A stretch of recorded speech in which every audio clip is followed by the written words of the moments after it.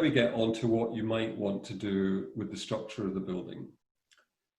The walls themselves of your house, you really should understand how your house is built and what level of insulation is there already. If you're in an Edwardian or a Victorian home, there's a more than likely chance that the walls are solid stone or solid brick with no insulation. Your options there would be internal wall insulation, which involves redecoration and replastering, or the picture there showing you external wall insulation. This is screwed onto the outside of your wall and then a render is put on it. If you look at the outside wall of the swimming pool extension at the Angus Hotel, that was externally insulated 2 winters ago. And it went through exactly that process. This is extremely effective, although you have to make sure that your eaves on your roof are overhanging any insulation to make sure you're not getting damp penetration behind.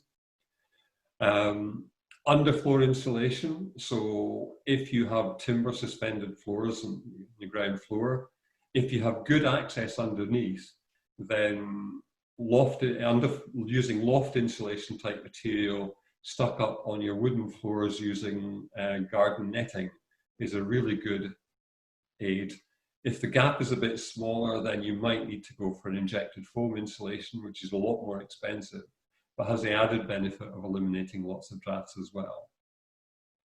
And if you are going to passive house standard, which is a German standard, your house will be completely airtight. You will have at least 300 millimeters of wall insulation, 600 millimeters plus of loft insulation, and your floor will be completely insulated.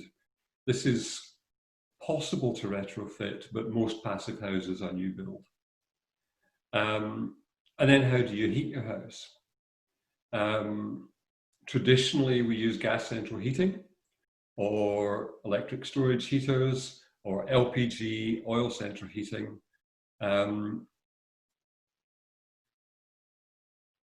If you want to really reduce your carbon dioxide emissions, you have to be starting to look at other alternatives.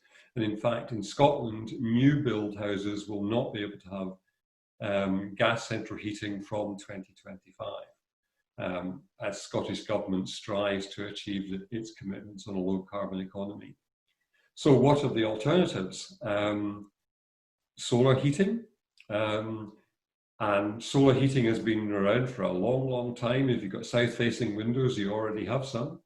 But it can be designed into a house and it can be used both for air heating, water heating, and of course solar can also be used to generate electricity directly with photovoltaic cells. Biomass. The simplest form of biomass that you and I will be aware of is firewood, but there is also wood chips. And wood chips have a mixed reputation. There is concern that wood chips are being made and wood pellets are being made by felling old growth forest in Eastern Europe. So if you're going to go down that route, be very, very careful about the source of biomass that you're getting. Hydro, we all know about large scale hydro, but you can have small hydro. And there is one house in Kirkmichael where the homeowner has installed a small scale hydro scheme and gets about 80% of his electricity through the course of a year from his own hydro scheme. Air source heat pumps, the picture there shows an air source heat pump. These are effectively like fridges in reverse, and they gather heat in the outside atmosphere, they concentrate it, and they use it most commonly to heat water, which is then pumped through radiators or underfloor heating in your house. And then ground source heat pump, which is the same principle, but the heat is gathered from the ground using a network of underground pipes. So that's a quick run through from easy to difficult switches that we can all make. I want to come back to this house that I was mentioning earlier, where the householder has really tried to go for an energy efficient house, or at least a low carbon house. So the client has had this house for 3 years. It's a 1950, almost exact, like 1951 actually, ex-local authority semi. At the time of buying, it had an EPC rating of E with a 44 on the environmental scale, and was judged to have the potential to reach C with a score of 80. The heating was all electric, a combination of storage heaters and convectors, solid floors downstairs, but it did have cavity wall insulation already installed. Now, before the homeowner thought about anything to do with a carbon efficient form of heating, the first steps was to make the house as energy efficient as possible. So in the loft, the insulation was brought up from 15 centimeters to 35 centimeters, more than doubling the insulation. Even though the walls were cavity insulated, depending on what was appropriate for different rooms, either a 50 millimeter foil insulation was applied to internal walls, or a 40 millimeter foam bonded to plasterboard. All the doors were replaced with UPVC doors, except for the front door, which was replaced with a timber with double glazing. All the windows were replaced with UPVC double glazing because the windows were not fit to be kept and improved. Underfloor insulation, solid concrete floors, it just doesn't make financial sense in this house to do anything about that in terms of digging up the floor and insulating it. But there is a fix which is almost as good, and this comes from New Zealand.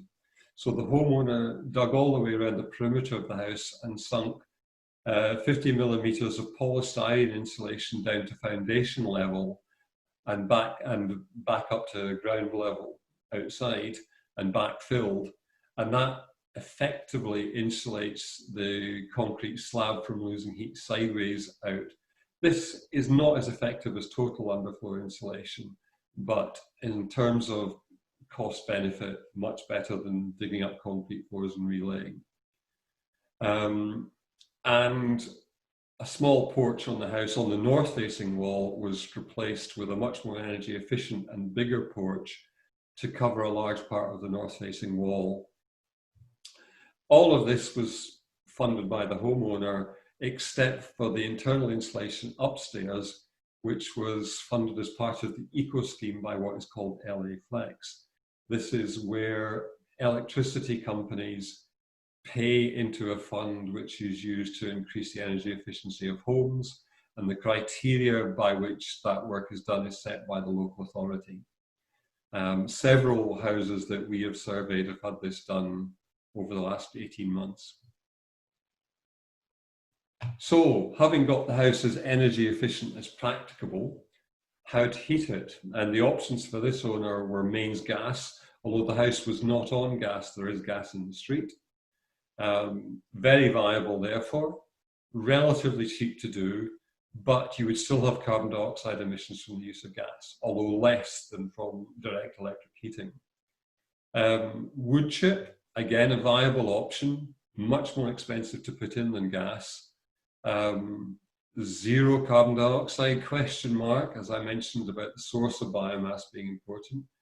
And it requires human input. In other words, the homeowner would need to work it. They would need to move biomass chips and feed a hopper quite regularly and need to clear ash back out.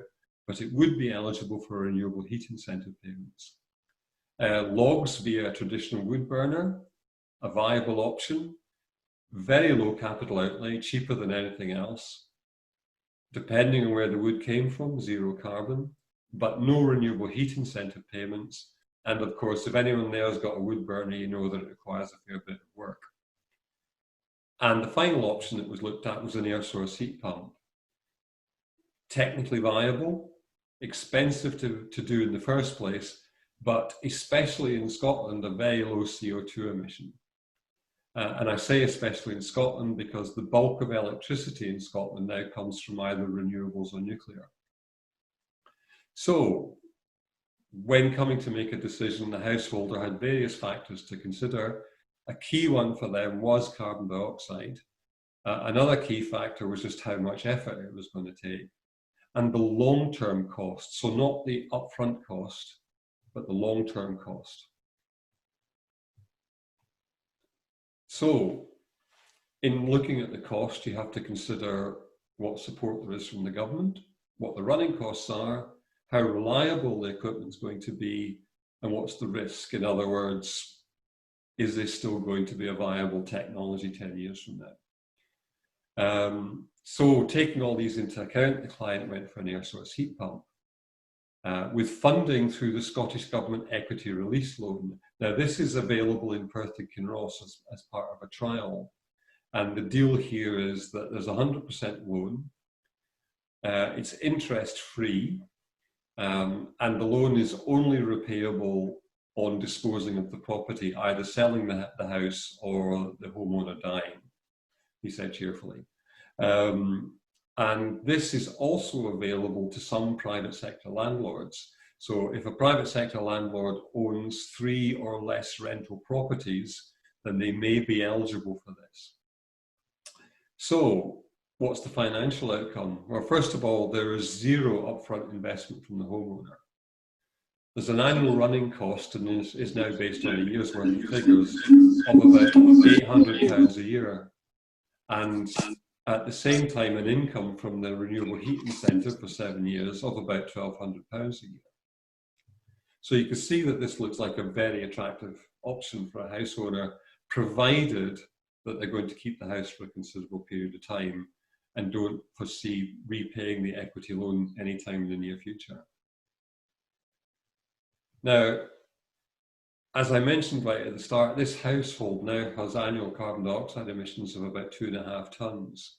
And the EPC rating has gone from an E up to a C with an environmental score of 77, just short of its potential at the time it was bought.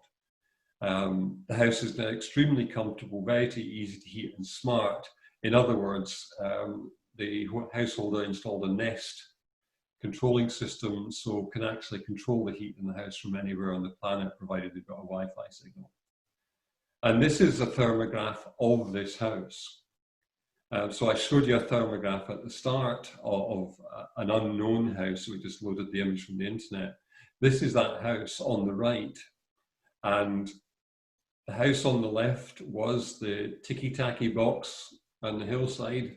70 years ago, they were identical. And the house on the left has got no cavity wall insulation or internal wall insulation, does have double glazing. And you can see the difference in terms of heat coming out through both the walls and the windows of both houses. The blue blob, by the way, is a bush in the back garden. So you can ignore that.